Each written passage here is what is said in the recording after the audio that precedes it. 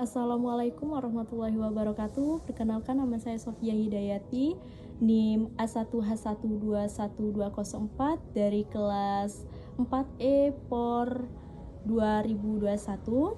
Baiklah, di sini saya akan mempresentasikan materi mengenai fenomena budaya digital.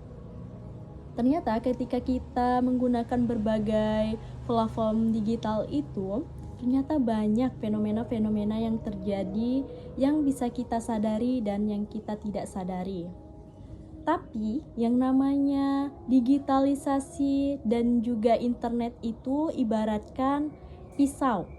Kalau kita menggunakannya dengan baik, pisau itu bisa kita gunakan untuk memotong daging, untuk memotong ayam, memotong sayur, dan lain sebagainya. Tetapi kalau kita tidak bisa menggunakan pisau itu dengan baik atau dengan bijak, maka bisa saja pisau itu untuk membunuh orang atau untuk melukai orang lain. Nah, begitu juga dengan internet. Kira-kira berapa lama kita mengakses internet setiap hari? 1 jam? Tidak mungkin. 2 jam? 3 jam? 4 jam? Bahkan ada yang 5 jam. Menurut reportal.com, bahwa rata-rata masyarakat menggunakan internet itu 6 jam 37 menit, apalagi zaman sekarang sangat meningkat dan banyak mungkin anak sekolah yang menggunakan internet untuk sekolah, bisa untuk mengumpulkan tugas, untuk Zoom, untuk membuat video dan lain sebagainya. Mungkin di masa depan semakin banyak anak-anak yang menggunakan kacamata. Hal itu bisa saja terjadi kalau tidak dibatasi penggunaan internet tersebut. Kemudian penggunaan teknologi dan internet membentuk cara penggunaan berinteraksi, berperilaku, berpikir, dan berkomunikasi dalam lingkungan masyarakat sehingga membentuk budaya digital. Jadi, budaya digital itu sebenarnya adalah hasil olah pikir manusia atau kreasi dan ciptaan karya manusia yang berbasis teknologi. Jadi, dengan menggunakan teknologi, orang bisa bikin apa, orang bisa berpikir apa, orang bisa melakukan apa. Itulah yang dimaksud dengan budaya digital. Fenomena budaya digital ada yang positif dan ada yang negatifnya. Yang positif atau yang bagus-bagusnya seperti apa sih? Ya, yang pertama ada informasi dan komunikasi cepat dan murah. Itu jelas bisa kita lihat sekarang. Kemudian yang kedua ada mobil dan fleksibel. Itu kita sekarang contohnya kita belanja tidak perlu ke pasar lagi, kita bisa memesan dari rumah. Kita bisa belanja pakaian, baju itu bisa saja di mana, kapan saja dan bagaimana, itu bisa pesan dari rumah sekarang. Itulah mobil dan fleksibel. Kemudian kita bisa belanja dan cashless tanpa harus memakai uang tunai. Jadi kita bisa memakai sistem cashless. Kemudian ada networking and opportunity, yaitu jelas di mana kita bisa saling berhubungan dengan teman dan bisa saling mengenal satu sama lain dengan teman-teman. Itulah manfaat dari fenomena budaya digital sekarang. Oke, itu yang bagus-bagusnya. Nah, kembali lagi ke diri kita, bagaimana kita menyikapinya fenomena budaya tersebut. Hendaknya kita harus jeli, kritis dalam menyikapi fenomena-fenomena yang tidak positif. Kemudian ada hal negatifnya. Apa saja kerugiannya? Yaitu ada echo chamber, dan filter bubble. Nah, contoh echo chamber yaitu misalkan postingan atau aktivitas yang kita buka, misalkan seperti IG atau Instagram, kita nge-like suatu video tentang agama mungkin ya, tentang agama, kita komen. Kemudian besok lagi kita membuka video TikTok itu, akan membuka aplikasi TikTok itu, nah video itu bakal muncul lagi. Nah, begitulah echo chamber dan filter bubble. Jadi seperti algoritma, dia melacak dari apa yang kita klik, menampilkan konten yang merupakan serupa dengan apa yang kita klik tadi.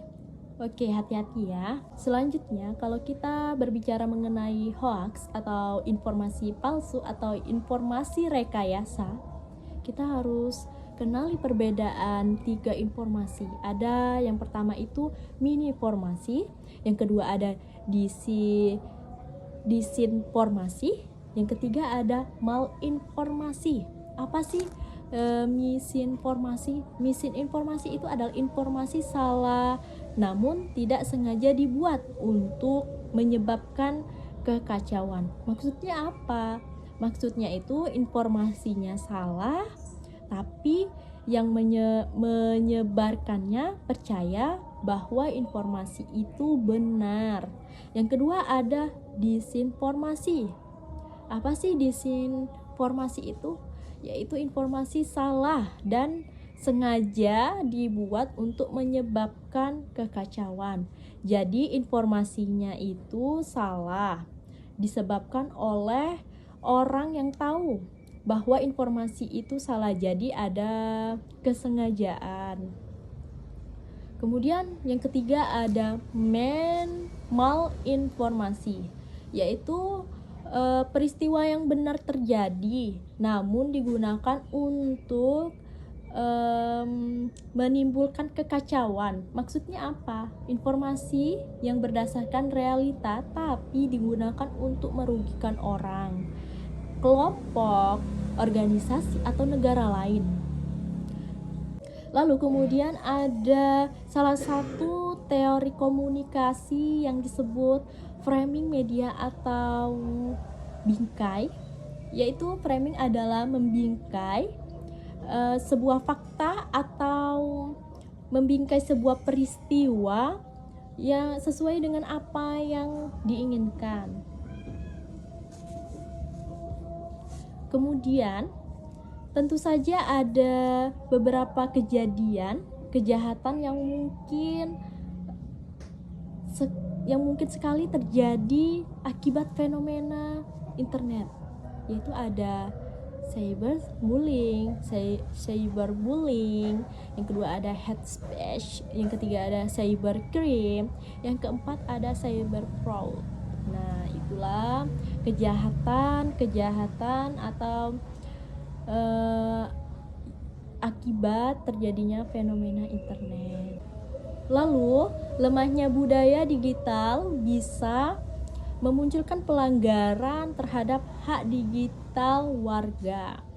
Nah, hak digital warga sendiri ada hak untuk mengakses, ada hak untuk berekspresi, ada hak untuk merasa aman, hak untuk mengakses, yaitu kebebasan mengakses internet, seperti ketersediaan infrastruktur, kemudian kepemilikan dan kontrol layanan penyediaan internet, dan ada juga hak untuk berekspresi. Maksudnya apa sih? Yaitu jaminan atas konten, bebas menyatakan pendapat dan penggunaan internet dan menggerakkan masyarakat sipil.